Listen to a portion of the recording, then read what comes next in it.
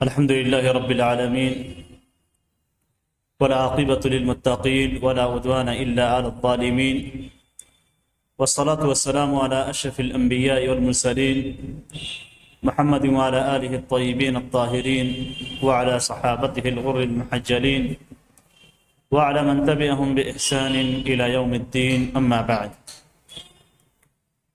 فعن أبي بكرة رضي الله تعالى عنه أن النبي صلى الله عليه وسلم أنه رخص للمسافر 3 أيام ولياليهن وللمقيم يوما وليلة إذا تطهر فلبس خفين أن يمسح عليهما أخرجه الدارقطني وصححه ابن خزيمة. محترم سامعین، اس سے پہلے جو احادیث ذکر کی گئی ہیں وہ موضع پہ مسح کرنے سے متعلق تھی. اس کے اندر موضع پہ مسح کرنے سے متعلق کچھ باتیں اور کچھ شرائط کا ذکر کیا گیا تھا.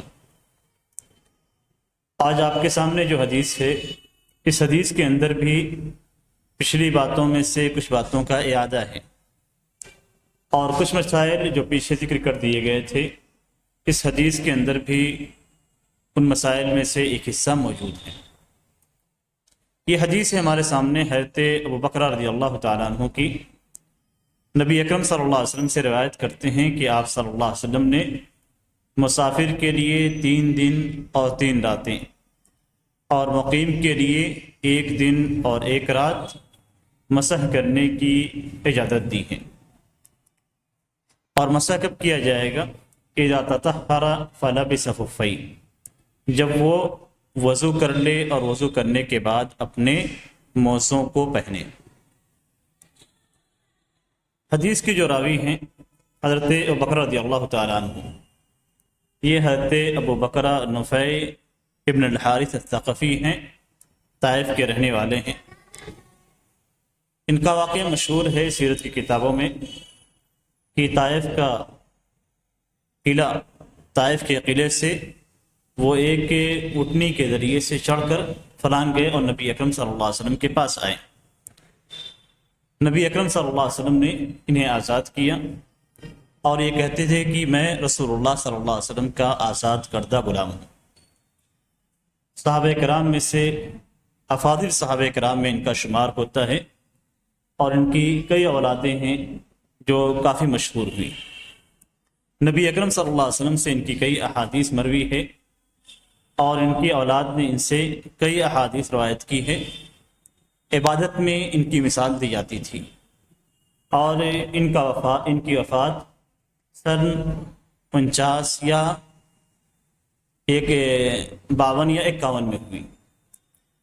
یہ راوی حدیث ہیں، یعنی اس سے آپ اندازہ کر سکتے ہیں کہ نبی اکرم صلی اللہ علیہ وسلم کے آزاد کردہ غلام ہیں، تو نبی اکرم صلی اللہ علیہ وسلم سے جو باتیں روایت کرتے ہیں وہ کس قدر مستند ہوں گی. اس حدیث کے تعلق سے امام حافظ ابن حجر رحمہ اللہ کہتے ہیں وہ صححہ ابن خزیمہ. اسے امام دارقطنی رحمہ اللہ نے روایت کیا ہے اور امام ابن خزیمہ رحمہ اللہ نے اس حدیث کو صحیح قرار دیا ہے. اس حدیث کی جو سند امام دارقطنی رحمہ اللہ کے یہاں ہے، اس سند کے اندر کمزوری پائی جاتی ہے اور اس کے اندر ایک راوی ہیں مہاجر ابو مخلد جو کہ متکلم فی راوی ہیں. ان کے تعلق سے علماء کرام نے کلام کیا ہے، لیکن اس حدیث کے مختلف شواہد موجود ہیں جیسا کہ پیچھے گزر چکی ہے. تو ان شواہد کی روشنی میں یہ حدیث حسن کے درجے تک پہنچ جاتی ہے، یعنی یہ حدیث قابل قبول ہو جاتی ہے. امام ترمذی رحمہ اللہ، امام بخاری رحمہ اللہ سے نقل کرتے ہیں کہ حضرت ابو بکر رضی اللہ تعالیٰ عنہ کی حدیث حسن درجے کی ہے. علامہ البانی رحمہ اللہ نے بھی اس حدیث کو حسن قرار دیا ہے. تو یہ حدیث قابل اعتبار ہے اور صحیح ہے. اس حدیث کے اندر حضرت ابو بکر کہتے ہیں کہ نبی اکرم صلی اللہ علیہ وسلم نے مسافر کے لیے 3 دن اور 3 راتیں اور مقیم کے لیے 1 دن اور 1 رات کی رخصت دی ہیں. رخصت کسے کہتے ہیں؟ رخصت کہتے ہیں کسی چیز میں آسانی پیدا کر دینا. کوئی چیز مشقت والی ہو تو اس کے اندر آسانی پیدا کر دینا، یہ رخصت ہے. اور شریعت کے اندر کہتے ہیں کہ رخصت کسی دلیل کی بنیاد پہ کسی ثابت حکم کے خلاف کوئی حکم لے آنا. جیسے یہاں پہ قرآن مجید کے اندر جو ذکر کیا گیا ہے وہ یہ کہ آدمی اپنے پاؤں کو دھلے. اب اس حدیث اور اس دلیل اور اس آیت کے خلاف یہاں پہ حکم ثابت کیا گیا ہے. تو کسی شرعی عذر کی بنیاد پہ کسی عذر کی بنیاد پہ اگر کسی دلیل سے ثابت حکم کے خلاف کوئی حکم لایا جاتا ہے تو اسے رخصت سے تعبیر کیا جاتا ہے. شریعت کے اندر بہت ساری چیزوں میں اللہ تعالیٰ نے رخصت دی ہے اور شریعت کا یہ اصول ہے کہ المشقہ تجلب التیسیر، کہ جہاں پریشانی ہوتی ہے وہاں آسانی پیدا ہوتی ہے. جب معاملہ وسیع ہوتا ہے تو تنگ ہو جاتا ہے اور جب تنگ ہوتا ہے تو وسیع ہو جاتا ہے. یہ سارے کے سارے فقہی قواعد ہیں جن کی بہت ساری دلیلیں مختلف واقعات سے مختلف احادیث سے علماء کرام نے جمع کی ہیں. تو یہاں پہ مسافر اور مقیم کے لیے موزوں پہ مسح کرنے کی جو بات ہے، جو حکم ہے، وہ رخصت کے طور پہ ہے، عزیمت کے طور پہ نہیں ہے. اسی کو رخصت اور عزیمت شریعت کی زبان میں کہا جاتا ہے. عزیمت یعنی پیروں کا دھلنا، یہ عزیمت ہے، اس لیے کہ آیت سے ثابت ہے اور تمام حالات کے لیے. موزوں پہ مسح کرنا یہ آیت کریمہ کے برخلاف ایک ثابت شدہ حکم ہے، اس لیے نبی اکرم صلی اللہ علیہ وسلم کی جانب سے یہ رخصت کہلائے گی. دونوں حکم ثابت ہیں، لیکن ایک حکم عزیمت کہلاتا ہے اور عزیمت پہ عمل کرنا بہتر ہوتا ہے. دوسرا حکم رخصت کہلاتا ہے، رخصت پہ عمل کرنا بھی بہتر ہے، لیکن بعض حالات میں، ان حالات میں جن حالات میں آپ کے لیے مشقت کا باعث ہو. عمومی حالات پہ عزیمت پہ عمل کرنا ہی بہتر ہوتا ہے اور رخصت کو چھوڑنا یہ بہتر ہوتا ہے، لیکن بعض حالات پہ رخصت پہ عمل کرنا ہی سنت ہے. جیسے مثال کے طور پہ کوئی شخص سفر کرتا ہے تو سفر کی حالت میں قصر کرنا اس کے لیے افضل ہے، اور قصر یہ اللہ تبارک تعالیٰ کی جانب سے رخصت ہے. نبی اکرم صلی اللہ علیہ وسلم فرماتے ہیں صدقۃ تصدق اللہ بہا علیکم فاقبلوا صدقۃ، کہ اللہ تبارک تعالیٰ کی جانب سے صدقہ ہے، یعنی حالت سفر میں آپ کا قصر کرنا اللہ تبارک تعالیٰ کی جانب سے صدقہ ہے، رخصت ہے، تو اللہ تبارک تعالیٰ کے صدقے کو قبول کرو. نبی اکرم صلی اللہ علیہ وسلم جب بھی سفر کرتے تھے آپ صلی اللہ علیہ وسلم قصر کرتے تھے، جبکہ آپ صلی اللہ علیہ وسلم سفر کی حالت میں نوافل بھی پڑھتے تھے. آپ نوافل نبی اکرم صلی اللہ علیہ وسلم سفر کی حالت میں پڑھتے تھے، لیکن نمازوں کو قصر کرتے تھے، فرض نمازوں کو قصر کرتے تھے. تو اس سے یہ معلوم ہوتا ہے کہ بعض حالات میں رخصت کو لینا ہی افضل ہے، اور عزیمت کو یعنی جو ہم حالت قیام میں 4 رکعت پڑھتے ہیں اسے چھوڑ دینا افضل ہے. کوئی شخص مثال کے طور پہ وضو بنایا، وضو بنانے کے بعد اس نے اپنے پیروں کو دھلا وضو کے اندر اور موزے پہن لیے. اب دوبارہ اسے وضو بنانا ہے، تو ایسی صورت میں اگر موزے پہنے ہوئے ہیں تو موزوں کو نہ اتارے. موزے پہنے ہوئے ہیں تو موزوں کو نہ اتارے، اس لیے کہ نبی اکرم صلی اللہ علیہ وسلم سے موزوں پہ مسح کرنا ثابت ہے. تو جو رخصت نبی اکرم صلی اللہ علیہ وسلم سے ثابت ہے اس رخصت پہ عمل کرنا بھی سنت ہے. تو یہاں نبی اکرم صلی اللہ علیہ وسلم نے رخصت دی ہے، تو اس کا مفہوم دوسرا مفہوم یہ بھی ہوتا ہے کہ آپ چاہے تو دن میں موزوں کو اتار دیں اور اتارنے کے بعد پھر وضو بنائیں تو اپنے پیروں کو دھلیں. تو گویا یہ رخصت ہے، اجازت ہے، چاہے تو آپ اس اجازت کو لیں چاہے تو نہ لیں. لیکن جس مقام پہ آپ کو وہ رخصت لینی ہے وہ مقام یہ ہے کہ آپ وضو کرنے کے لیے موزوں کو نہ اتاریں. وضو کرنے کے لیے موزوں کو نہ اتاریں. دونوں میں فرق ہے.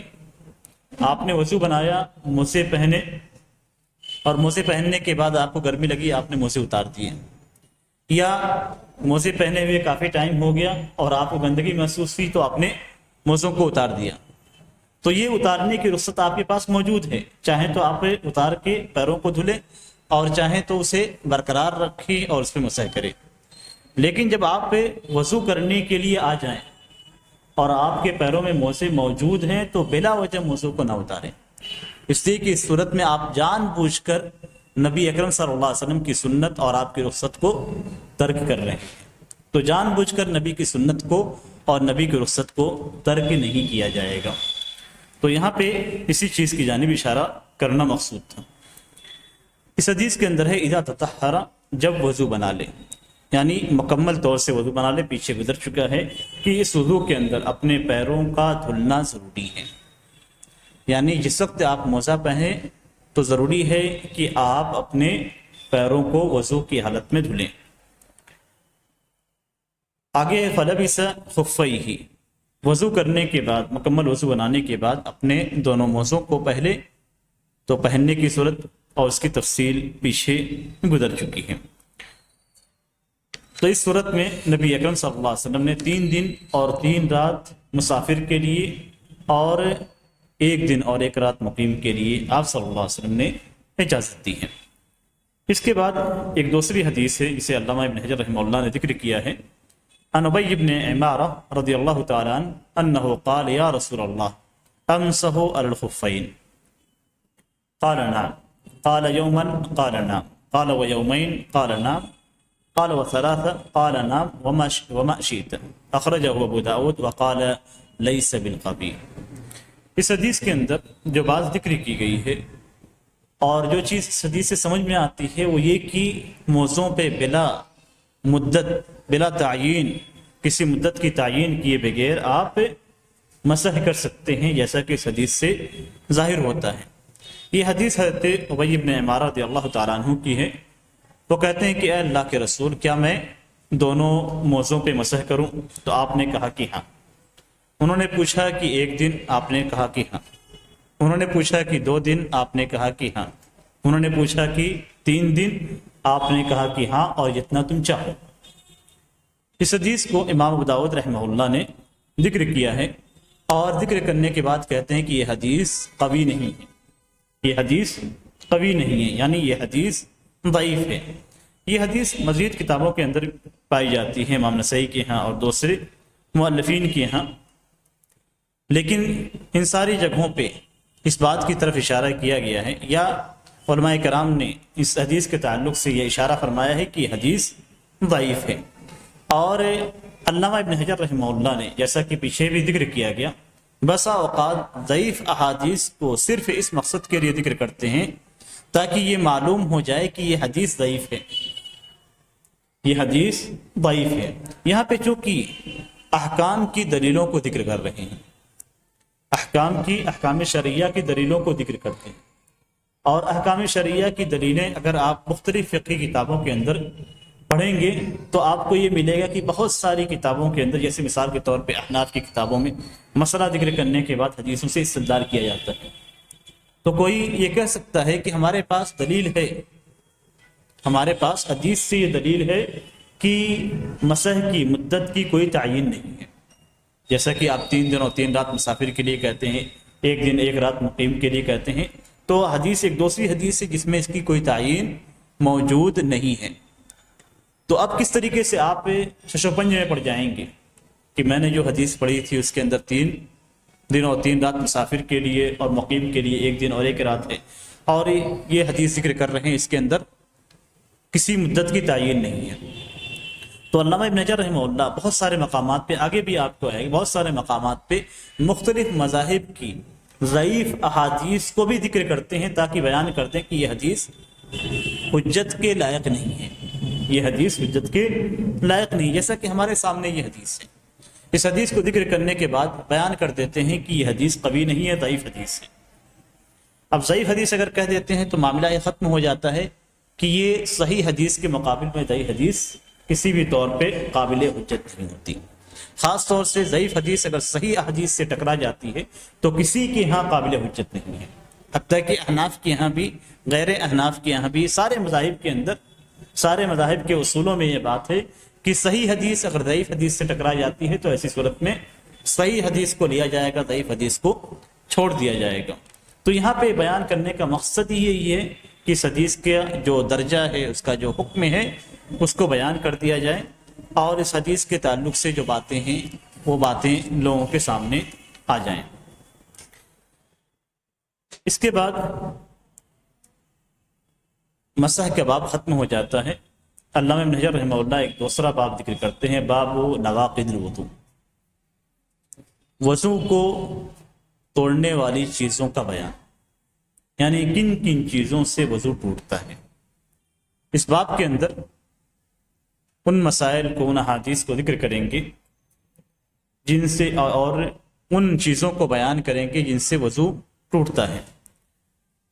عام طور سے وہ عربی کے اندر ناقض وضو استعمال کیا جاتا ہے، اردو میں بھی عام طور سے بول چال میں استعمال کیا جاتا ہے ناقض وضو، یعنی وہ چیز جو وضو کو توڑ دیتی ہے، وہ چیز جو وضو کو توڑ دیتی ہے، یعنی کوئی ایسی چیز اگر پیش آ جاتی ہے جس سے آپ کا وضو ٹوٹ جاتا ہے تو آپ اسے ناقض وضو کہیں گے۔ نواقض وضو دو طریقے کے ہیں، اور یہ آگے احادیث کے اندر اور ان کے تحت جو مسائل آپ کے سامنے بیان کیے جائیں گے اس سے واضح ہو جائے گا۔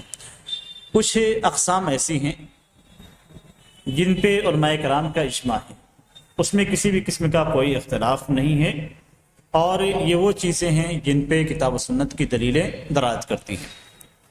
کچھ چیزیں ایسی ہیں یا کچھ نواقض وضو ایسے ہیں جن کے بارے میں علماء کرام کا اختلاف ہے، اور یہ اختلافات ان کے اجتہاد، ان کی رائے کی بنیاد پہ ہیں، یعنی انہوں نے احادیث سے، آیات سے کچھ ایسے مسائل مستنبط کیے، کچھ ایسے نواقض مستنبط کیے جن کی بنیاد پہ کہتے ہیں کہ یہ چیز بھی ناقض وضو ہے، اور یہ ساری چیزیں آگے آپ لوگوں کے سامنے ایک ایک کر کے بیان کی جائیں گی۔ پہلی حدیث جو اس سلسلے میں ذکر کرتے ہیں، عن انس بن مالک رضی اللہ تعالی عنہ قال كان اصحاب رسول الله صلى الله عليه وسلم على عهده ينتظرون العشاء حتى تخفق رؤوسهم ثم يصلون ولا يتوضؤون، اخرجه ابو داود والصحاح الدارقطني واصله في مسلم۔ یہ حدیث حضرت انس بن مالک رضی اللہ تعالیٰ عنہ کی ہے، اور اس حدیث میں یہ بیان کیا گیا ہے کہ اگر ہلکی سی نیند ہے تو وضو نہیں ٹوٹتا، ہلکی سی نیند سے وضو نہیں ٹوٹتا ہے۔ حضرت انس بن مالک رضی اللہ تعالیٰ عنہ کی حدیث وہ کہتے ہیں کہ رسول اللہ صلی اللہ علیہ وسلم کے صحابہ کرام آپ کے زمانے میں عشاء کی نماز کا انتظار کرتے تھے، یہاں تک کہ ان کے سر جھکنے لگتے تھے، یعنی نیند کے غلبے کی وجہ سے ان کے سر جھکنے لگتے تھے، پھر وہ نماز پڑھتے تھے اور وضو نہیں بناتے تھے، پھر وہ نماز پڑھتے تھے اور وضو نہیں بناتے تھے۔ اس حدیث کو امام ابو داؤد رحمہ اللہ نے روایت کیا ہے، امام دارقطنی رحمہ اللہ نے اس حدیث کو صحیح قرار دیا ہے، اور اس حدیث کی اصل صحیح مسلم کے اندر موجود ہے۔ اس حدیث کے اندر علی عہدہ کا لفظ استعمال کیا گیا ہے، جو کہ بعض روایات میں موجود نہیں ہے، لیکن دوسری روایات کے اندر علی عہدہ کا لفظ موجود ہے۔ علی عہدہ کا مطلب نبی اکرم صلی اللہ علیہ وسلم کے زمانے میں، اگر اس کو ہم نکال دیتے ہیں تو یہ ہو جائے گا کہ رسول اللہ صلی اللہ علیہ وسلم کے صحابہ کرام عشاء کی نماز کا انتظار کرتے تھے، یہاں تک کہ ان کے سر جھکنے لگتے تھے، اور پھر عشاء کی نماز پڑھتے تھے اور وضو نہیں کرتے تھے۔ دونوں میں فرق کیا ہو جائے گا؟ دونوں کی دونوں دلیل بنتی ہے، لیکن دونوں میں ایک بہت باریک ہی فرق ہے۔ فرق کیا ہے کہ اگر ہم یہ کہیں گے کہ صحابہ کرام نبی اکرم صلی اللہ علیہ وسلم کے زمانے میں عشاء کی نماز کا انتظار کرتے تھے اور ان کے سر نیند کے غلبے کی وجہ سے جھکنے لگتے تھے، تو گویا نبی اکرم صلی اللہ علیہ وسلم اس چیز کو دیکھتے تھے اور آپ کو معلوم ہوتا تھا، اور آپ صلی اللہ علیہ وسلم ان کو وضو بنانے کا حکم نہیں دیتے تھے، تو اسے سنت تقریریہ کہا جاتا ہے۔ یعنی صحابی کوئی عمل کریں اور اس عمل کا علم یا اس کا مشاہدہ نبی اکرم صلی اللہ علیہ وسلم کریں، اور پھر نبی اکرم صلی اللہ علیہ وسلم اس عمل سے نہ روکیں، تو وہ آپ صلی اللہ علیہ وسلم کے عمل کرنے کی طرح مانا جائے گا۔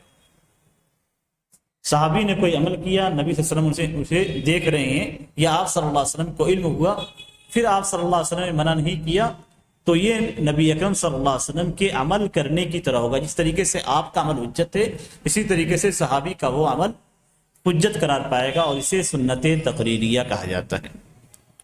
آپ کی قولی سنت ہوتی ہے جو آپ کے فرامین ہیں، آپ کی عملی سنت ہوتی ہے جو آپ کے اپنے اعمال ہیں، آپ کے افعال ہیں، آپ کی تقریری سنت ہوتی ہے جو آپ نے کسی صحابی کو کرتے ہوئے یا کہتے ہوئے سنا یا دیکھا، اور پھر آپ نے اس پہ نکیر نہیں کی۔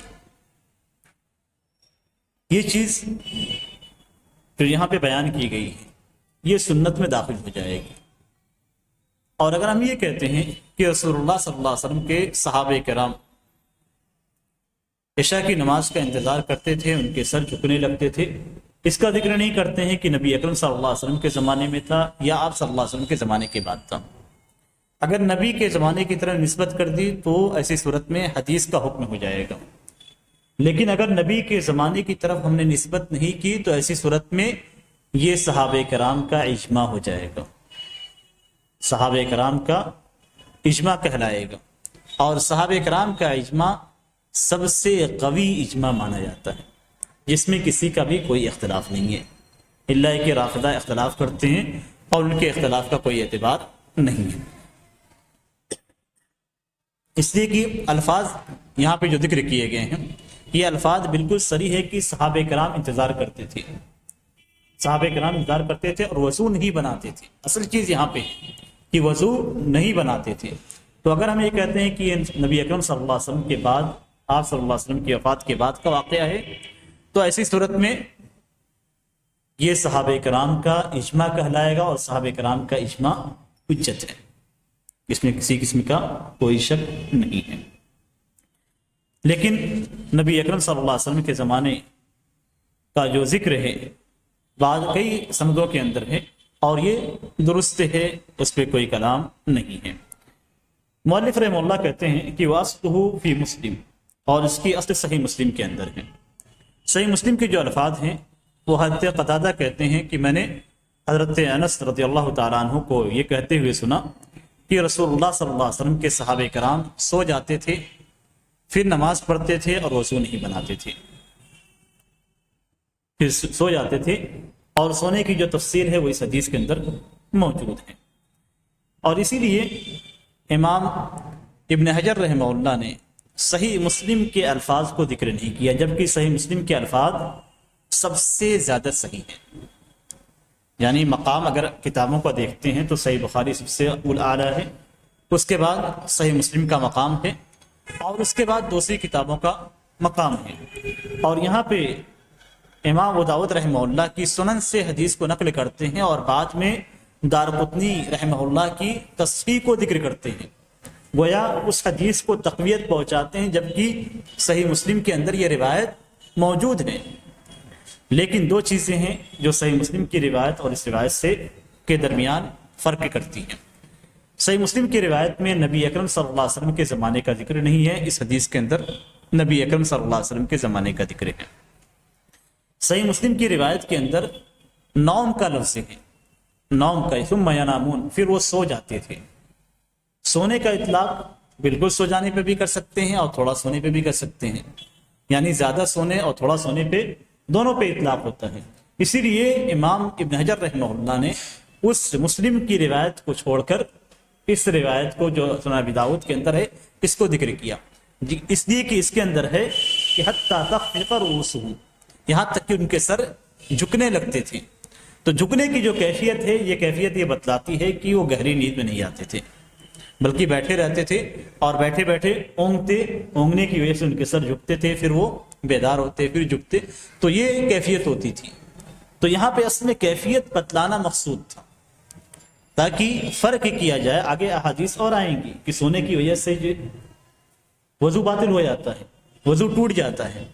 تو ابھی آپ یہ کہیں گے کہ پہلی حدیث جو صحیح مسلم کی ہے اس کے اندر ہے کہ صحابہ کرام سو کے اٹھتے تھے، وضو نہیں بناتے تھے۔ دوسری حدیث آپ ذکر کر رہے ہیں جس کے اندر سونے کا ذکر ہے اور سونے سے وضو ٹوٹنے کا ذکر ہے، تو اس طریقے سے تعارض ہو جائے گا۔ تو اسی لیے علامہ ابن حجر رحمہ اللہ نے ایسے الفاظ کو ذکر کیا ہے جو بالکل کیفیت کو بتلاتے ہیں کہ کس کیفیت میں صحابہ کرام سوتے تھے۔ اور اس سے حدیث سے ہمیں یہ دلیل ملتی ہے کہ اگر کوئی شخص سے ہلکی نیند لیتا ہے اور نیند میں ڈوبتا نہیں ہے تو اس کا وضو باطل نہیں ہوتا۔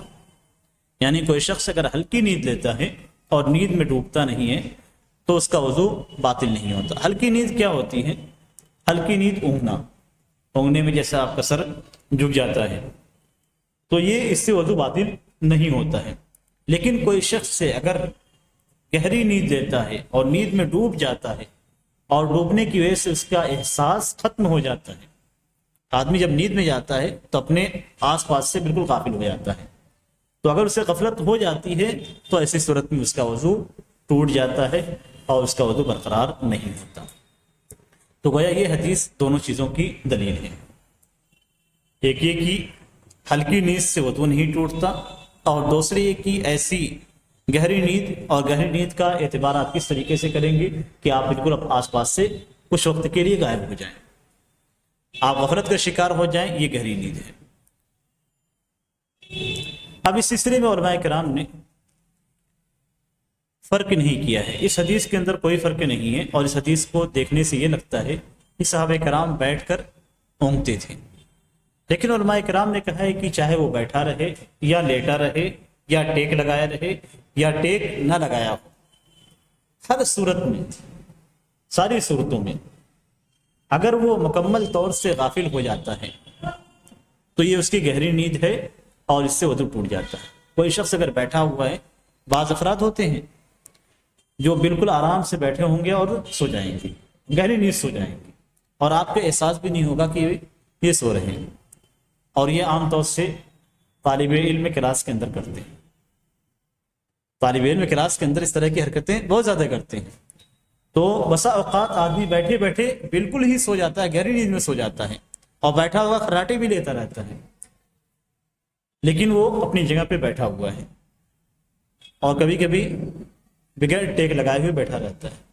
تو اصل میں چونکہ کچھ علماء کرام نے ٹیک لگانے نہ لگانے اور میں فرق کیا ہے کہ کوئی شخص اگر لیٹ جاتا ہے، لیٹ کر سو جاتا ہے، یا کوئی ٹیک لگا کے سوتا ہے، تو پھر ایسی صورت میں اس کا وضو باطل ہو جائے گا سونے کی وجہ سے.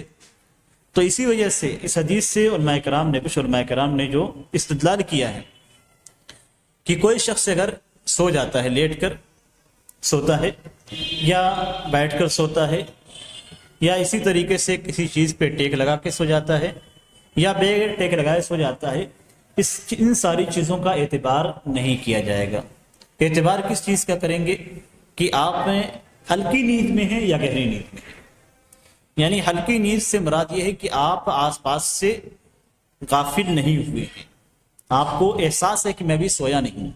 بسا اوقات آدمی جب سوتا ہے تو اسے احساس ہے کہ میں سویا نہیں ہوں، اسے احساس ہوتا ہے، ہلکی نیند جب ہوتی ہے تو اسے احساس ہوتا ہے کہ میں سویا نہیں ہوں، اور وہ باتیں جو آس پاس لوگ کرتے رہتے ہیں اسے اس کے کان میں جاتی رہتی ہے. آپ اسے پوچھیے تو بتائے گا کہ ہاں ابھی آپ لوگوں نے یہ باتیں کی. تو یہ وہ ہلکی نیند ہے جس میں شعور موجود ہوتا ہے، احساس موجود ہوتا ہے، اور آدمی غافل نہیں ہوتا. تو اگر آدمی کے اندر شعور اور احساس موجود ہے تو ایسی صورت میں یہ نیند ناقض وضو نہیں ہے. لیکن اگر غفلت کا شکار ہو گیا اور آس پاس سے غافل ہو گیا، شعور ختم ہو گیا، احساس ختم ہو گیا، تو ایسی صورت میں چاہے وہ بیٹھا ہو، چاہے ٹیک لگایا ہو، چاہے ٹیک نہ لگایا ہو، چاہے لیٹ کر سویا ہو، تمام صورتوں میں اس کا وضو باطل ہو جائے گا. اصل میں اختلاف کہاں پہ ہے، یا آپ یہ کہیں کہ مسئلے کی جڑ کہاں ہے؟ مسئلے کی جڑ یہ ہے کہ نیند بذات خود ناقض وضو نہیں ہے. نیند بذات خود ناقض وضو نہیں ہے، یعنی وضو کو توڑنے والی چیز نیند نہیں ہے. لیکن نیند کی وجہ سے آدمی غافل ہو جاتا ہے، اور غافل ہونے کی وجہ سے جیسا کہ دوسری حدیث کے اندر ہے کہ اس کی شرمگاہ کا جو بندھن ہوتا ہے وہ ختم ہو جاتا ہے. اور جب بندھن ختم ہو جاتا ہے یعنی اس کے بدن کا احساس ختم ہو جاتا ہے، تو ایسی صورت میں ہوا خارج ہونے کا امکان موجود رہتا ہے. اور ہوا خارج ہونے کے امکان کی وجہ سے نیند کو ناقض وضو قرار دیا گیا. بذات خود نیند نہیں ہے، یعنی بذات خود نیند یہ ناقض وضو نہیں ہے. لیکن چونکہ نیند کی حالت میں ہوا خارج ہونے کا امکان ہوتا ہے جس کا انسان کو خود شعور نہیں ہوتا، سونے والے کو شعور نہیں ہوتا، اسی وجہ سے نیند کو ناقض وضو قرار دیا گیا. تو اگر ایسی نیند میں ہے کہ اسے شعور ہے، نیند میں ہے اور شعور ہے، تو ایسی صورت میں وہ نیند ناقض وضو نہیں ہے. نیند میں ہے، شعور نہیں ہے، احساس نہیں ہے، غفلت کا شکار ہے، تو ایسی صورت میں یہ ناقض وضو ہے.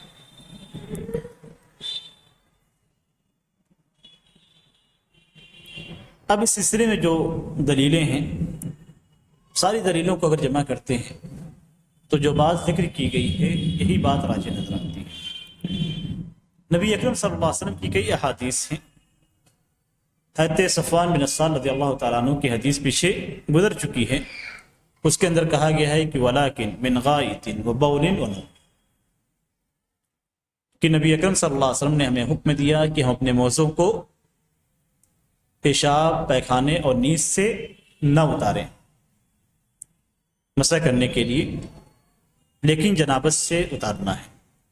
تو یہاں پہ پیشاب، پیخانہ اور نیند تینوں کو ایک ساتھ جمع کر دیا گیا ہے۔ گویا جس طریقے سے پیشاب اور پیخانہ یہ دونوں کی دونوں ناقض وضو ہیں، اسی طریقے سے نیند بھی ناقض وضو ہے۔ تو اس حدیث کے اندر ذکر کیا گیا۔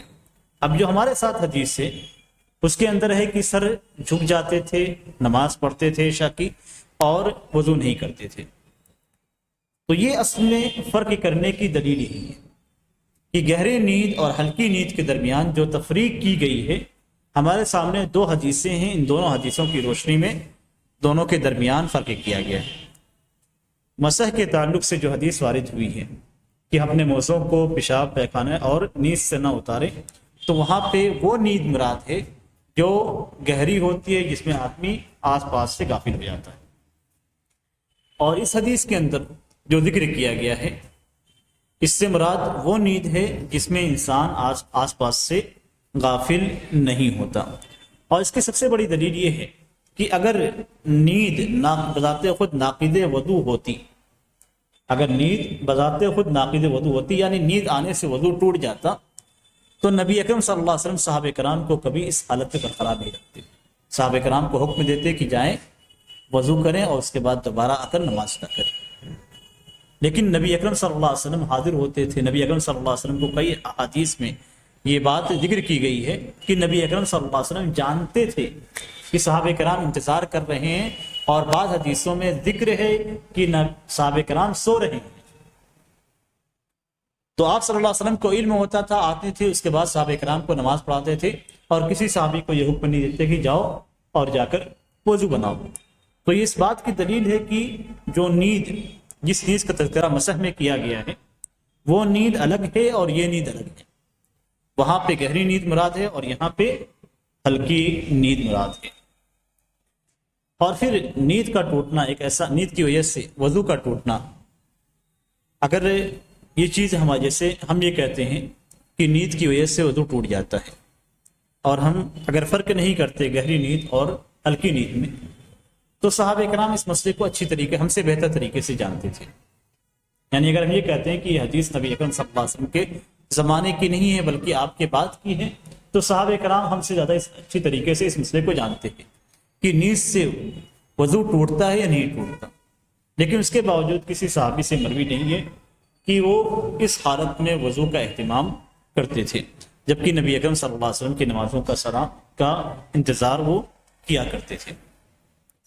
اسی طریقے سے ایک دوسری حدیث ہے حضرت معاویہ رضی اللہ تعالیٰ عنہ کی، جو آگے آپ کے سامنے آئے گی، العین وقاء الصحی، کہ آنکھ یہ شرمگاہ کا پردہ ہے۔ فَإِذَا نَامَتِ الْعَيْنَانِ اسْتَطْلَقَ الْوَقَاءَ، کہ جب آنکھیں سو جاتی ہیں تو ایسی صورت میں پردہ کھل جاتا ہے۔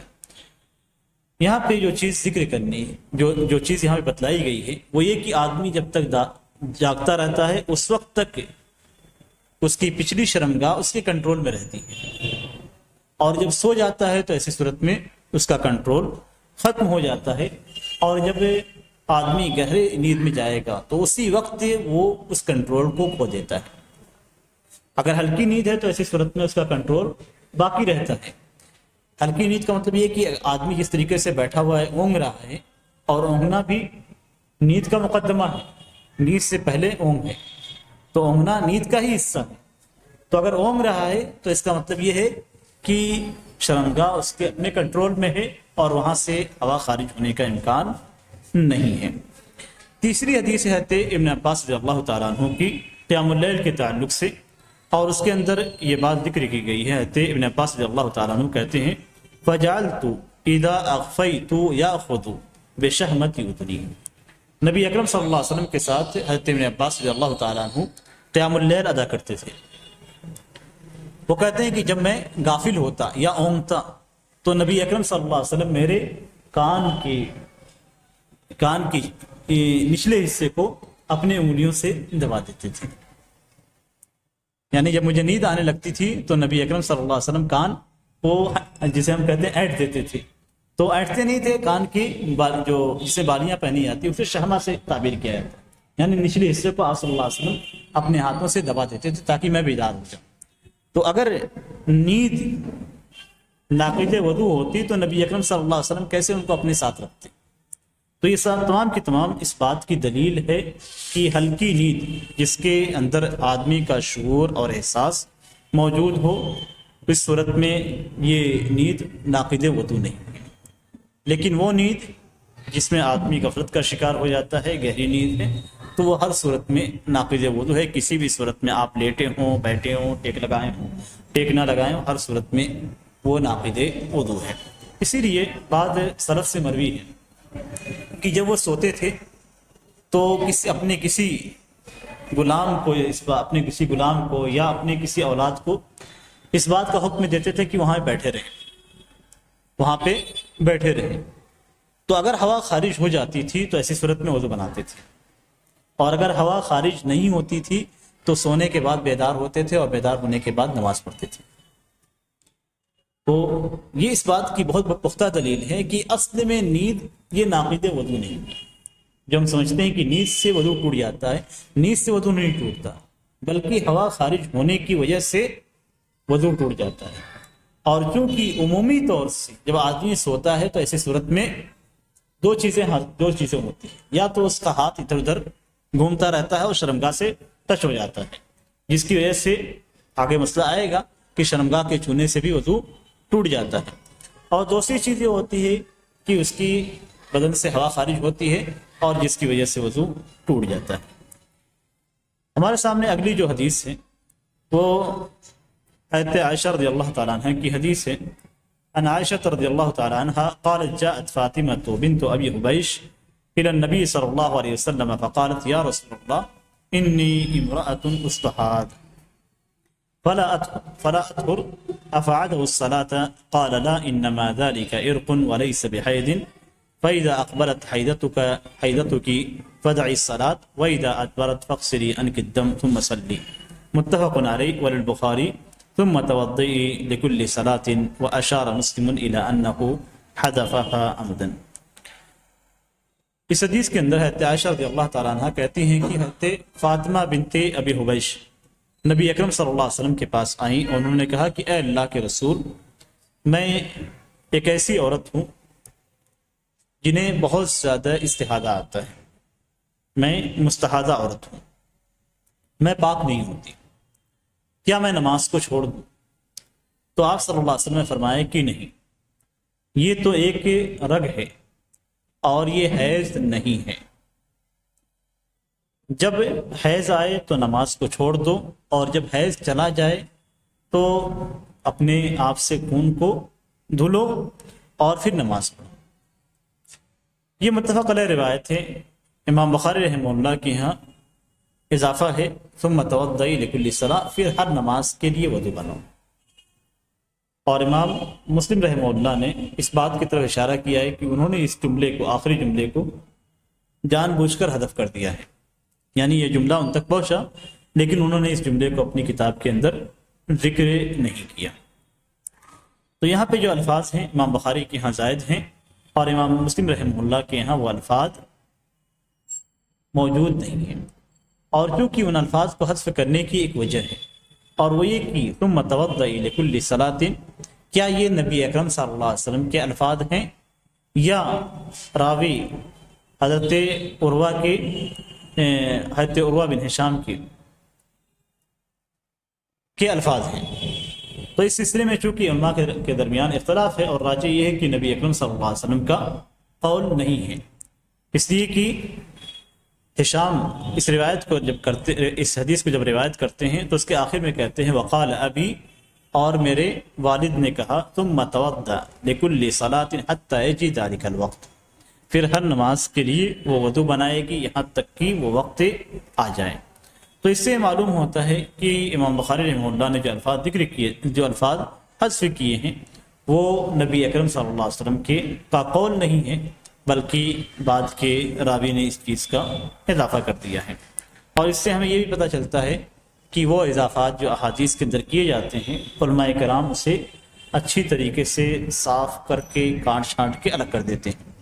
اور اس سے ہمیں اس بات کا پتہ چلتا ہے کہ شریعت کو، یعنی نبی اکرم صلی اللہ علیہ وسلم کے اقوال کو بالکل صاف کر کے رکھا گیا ہے۔ صفائی کس طریقے سے کی گئی ہے؟ نبی اکرم صلی اللہ علیہ وسلم کی صحیح احادیث کو ضعیف اور موضوع احادیث سے الگ کیا گیا، یہ علماء کرام نے کیا۔ پھر احادیث کے اندر جو الفاظ زائد ہیں، جو نبی اکرم صلی اللہ علیہ وسلم کے الفاظ نہیں ہیں، ان الفاظ کو بھی، جو کہ بظاہر یہ لگتا ہے کہ نبی کے الفاظ ہیں، ان الفاظ کو بھی الگ کر دیا گیا ہے۔ اور اس کے لیے بہت محنت کرنی پڑتی ہے، اور محنت کس طریقے سے محدثین نے کی ہے، اور اسی سے ہم اندازہ کر سکتے ہیں کہ محدثین نے ہمارے لیے کتنی محنت کی ہے، اور کتنی احادیث کو جمع کیا ہے، اور کتنی راتیں انہوں نے صرف کی ہے، اور اس کے بعد یہ احادیث ہم تک اس طریقے سے صاف ستھری ملی ہوئی ہے کہ ہم اس پہ عمل کریں۔ لیکن افسوس کی بات یہ ہے کہ ہم اس پہ عمل بھی نہیں کرتے۔ کسی بھی حدیث کو جب چھانٹنا ہوتا ہے تو مختلف سندوں کو جمع کیا جاتا ہے، مختلف سندوں کو جمع کر کے اس کے بعد دیکھا جاتا ہے کہ کس سند میں کیا لفظ ہیں، اور کس سند کے راوی زیادہ ثقہ ہیں۔ تو اس طریقے سے جو زیادہ ثقہ ہوتے ہیں، جو زیادہ قابل بھروسہ ہوتے ہیں، جو حفظ کے اندر قوی ہوتے ہیں، جن کا حفظ بہت قوی ہوتا ہے، جو احادیث کو اچھی طریقے سے یاد کیے رہتے ہیں، ان کی احادیث کو جمع کیا جاتا ہے۔ یعنی ایک کلاس میں مثال کے طور پہ اگر 10 طالب علم ہیں، جن میں سے 5 ٹاپر ہیں، تو ان ٹاپر طالب علم کی احادیث کو پہلے دیکھا جاتا ہے کہ کہیں یہ 5 ٹاپر تو طالب علم کی احادیث کو دوسری احادیث سے ٹکرا تو نہیں رہی۔ اگر کسی میں کوئی بھی اضافہ ہوتا ہے تو ایسی صورت میں جو ٹاپر طالب علم ہیں، ان کی احادیث کو لیا جاتا ہے، دوسری احادیث کو ترک کر دیا جاتا ہے۔ اضافہ کہاں پہ ہوتا ہے؟ ساری سندوں کو دیکھا جاتا ہے، ایک ایک سند کو دیکھا جاتا ہے، اور پھر اس کے بعد ہر سند کے الفاظ کو جمع کیا جاتا ہے۔ اور کبھی کبھی ایسا ہوتا ہے کہ ایک شیخ سے 10 طلبہ نے روایت کیا ہے، اور 10 طلبہ سے 10 طلبہ نے روایت کیا ہے۔ تو اس طریقے سے آپ سوچیے کتنی احادیث کو جمع کرنے کے بعد کون سی سند میں کہاں پہ اضافہ ہوا ہے اور کس کی وجہ سے اضافہ ہوا ہے، وہاں پہ اس غلطی کو پکڑا جاتا ہے۔ تو یہ بہت بڑی جہود ہے ہمارے علماء کی، ہمارے محدثین کی حدیث کے تعلق سے۔ اللہ تعالیٰ سے یہی دعا ہے کہ اللہ تعالیٰ ان کی جہود کو قبول فرمائے، اور ہمیں نبی اکرم صلی اللہ علیہ وسلم کی احادیث پہ عمل کرنے کی توفیق عطا فرمائے۔ انشاءاللہ اس مسئلے سے متعلق دیگر باتیں آپ لوگوں کے سامنے اگلے درس میں پیش کی جائیں گی۔